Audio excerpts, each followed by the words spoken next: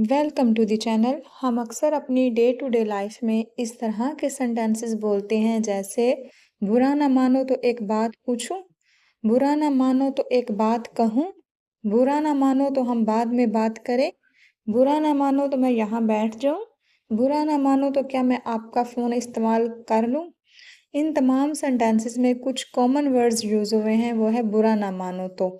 ठीक इसी तरह अगर हमें बोलना हो रिजल्ट आ गया, बिजली का बिल आ गया, चाय आ गई, फ़ोन आ गया, मेहमान आ गए, तमाम सेंटेंसेस में आ गया या आ गई या आ गए कॉमन वर्ड्स यूज़ हुए हैं। तो इस तरह के सेंटेंसेस को कैसे ट्रांसलेट किया जाता है, तो आज के लेसन में हम यही सीखने वाले हैं कि इस तरह के सेंटेंसेस को कैसे ट्रांसलेट करें। तो वीडियो को कंप्लीट वॉच कीजिएगा ताकि आपको जब भी इस तरह के सेंटेंसेस बोलने हो तो आप इजीली इनको ट्रांसलेट कर लें। सबसे पहले बात कर लेते हैं टाइप 1 के सेंटेंसेस में, जिनमें हमने बात की है बुरा ना मानो तो। बुरा ना मानो तो जैसे सेंटेंसेस को ट्रांसलेट करने के लिए हम सबसे पहले यूज़ करेंगे if you don't mind, means बुरा ना मनाओ या बुरा ना मानो तो, या फिर ये भी कह सकते हैं अगर बुरा ना लगे तो। प्लस हमारा कैन आ जाएगा। कैन का हम इसलिए यूज़ करते हैं जब हमें किसी से इजाज़त लेनी हो या फिर किसी से कुछ पूछना हो, तो हम फिर कैन का यूज़ करेंगे। कैन के बाद आ जाएगा हमारा सब्जेक्ट, प्लस हमारा वर्ब आ जाएगा और लास्ट पे हम ऑब्जेक्ट का यूज़ कर देंगे। सब्जेक्ट, वर्ब और ऑब्जेक्ट हमारा सेंटेंस के हिसाब से आ जाएगा। जिस भी टेंस में हमारा सेंटेंस होगा उसी टेंस में उसको ट्रांसलेट कर देंगे। मीन्स इन सेंटेंसेस में हम जो यूज़ करेंगे वो होगा if you don't mind plus can का। ठीक है, एग्जाम्पल की मदद से मज़ीद समझते हैं कि इस तरह के सेंटेंसेस को कैसे ट्रांसलेट करें। फर्स्ट एग्जाम्पल है हमारे पास, बुरा ना मानो तो एक बात पूछूं। अब ये सवालिया अंदाज में है, तो इसमें पहले हम लिख लेंगे बुरा ना मानो तो। बुरा ना मानो तो इफ़ यू डोंट माइंड, एक बात पूछूं। अब ये सवालिया अंदाज में है तो इसमें कैन का यूज़ होगा सब्जेक्ट से पहले। इसके बाद हमारा सब्जेक्ट आ जाएगा जो इसमें आई है। फिर हम वर्ब का यूज़ करेंगे। वर्ब इसमें पूछना है तो पूछना के लिए लिख लेंगे आस्क। लास्ट पे हमारा ऑब्जेक्ट आ जाएगा। तो इस तरह हमारा सेंटेंस बनेगा, can I ask something, if you don't mind can I ask something. एक बात के लिए हमने यूज़ किया समथिंग का, यानी कोई भी बात हो सकती है। इसी तरह अगर हमें बोलना हो बुरा ना मानो तो एक बात कहूँ, इफ़ यू डोंट माइंड बुरा ना मानो तो एक बात कहूँ, एक बात कहूँ, कैन आई से समथिंग। बात के लिए यहाँ भी हमने समथिंग का यूज़ किया, बात कोई भी हो सकती है।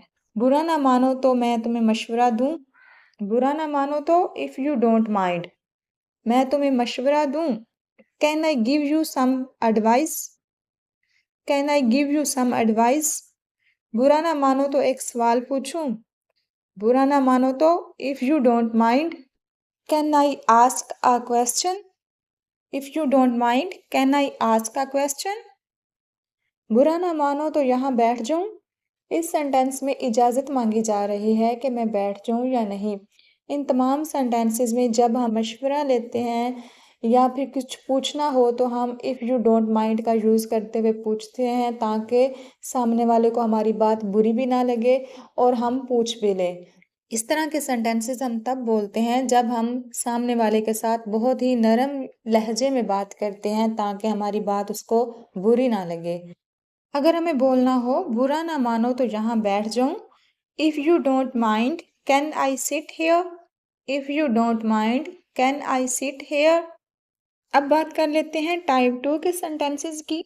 इस तरह के सेंटेंसेस को ट्रांसलेट करने के लिए सबसे पहले यूज़ करेंगे सब्जेक्ट का, प्लस हैज़ कम आ जाएगा, या फिर हैज़ कम या हैव कम की जगह पे इज़ हेयर यूज़ करेंगे, या फिर इज़ हेयर की जगह पे हम हैज़ या हैव अराइव्ड यूज़ करेंगे।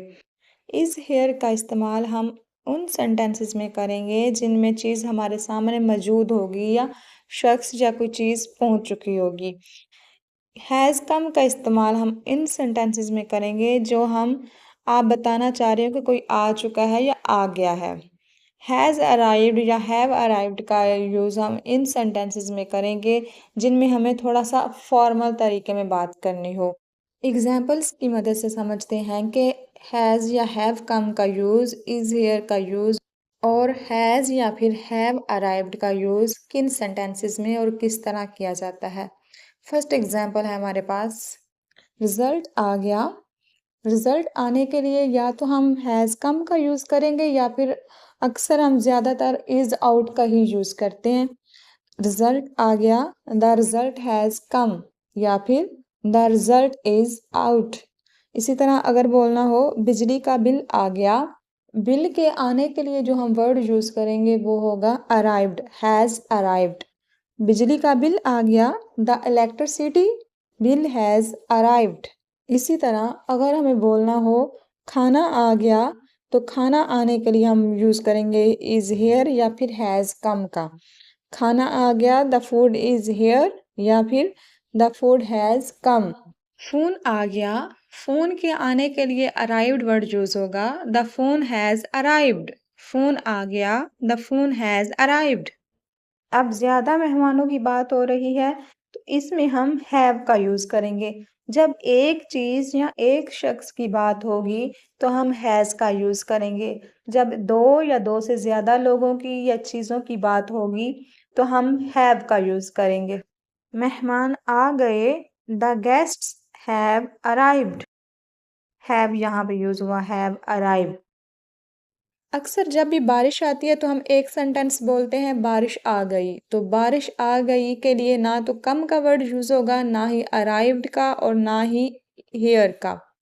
इसके लिए अलग वर्ड्स यूज़ होंगे। इसके लिए होगा स्टार्टेड का वर्ड यूज़ होगा, हैज़ स्टार्टेड या फिर नाउ का। जैसे द रेन हैज़ स्टार्टेड या फिर इट्स रेनिंग नाउ। इसी तरह अगर हमें बोलना हो मेरा दोस्त आ गया, तो इसके लिए बोलेंगे माई फ्रेंड हैज़ कम। मेरा दोस्त आ गया, माई फ्रेंड हैज़ कम।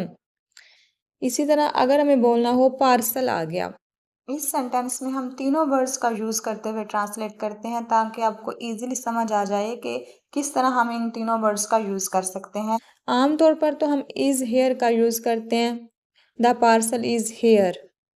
थोड़ा नेचुरल तरीके में बोलना हो तो हम बोलेंगे the parcel has come. Formal तरीके में बोलना हो तो हम बोलेंगे द पार्सल हैज़ अराइव्ड। हम ये तीनों वर्ड्स ही यूज़ कर सकते हैं। ज़्यादातर सेंटेंसेस में हम ये तीनों वर्ड्स ही यूज़ कर सकते हैं, लेकिन सिचुएशन के हिसाब से अगर वर्ड्स का यूज़ किया जाए तो ज़्यादा अच्छा लगता है। आई होप आज के सेंटेंसेस भी आपको समझ आ गए होंगे कि किस तरह इनको ट्रांसलेट करना है। ये लास्ट वाले 2 सेंटेंसेस आप ट्रांसलेट कीजिएगा, बुरा ना मानो तो सच बोलूं, और दूसरा सेंटेंस है गाड़ी आ गई। तो इन दोनों सेंटेंसेस को आप ट्रांसलेट कीजिएगा। अगर तो आपने वीडियो को कंप्लीट वॉच किया है तो आप इजीली इन सेंटेंसेस को ट्रांसलेट कर लेंगे। अगर वीडियो अच्छी लगी है तो वीडियो को लाइक कर दें। Thanks for watching.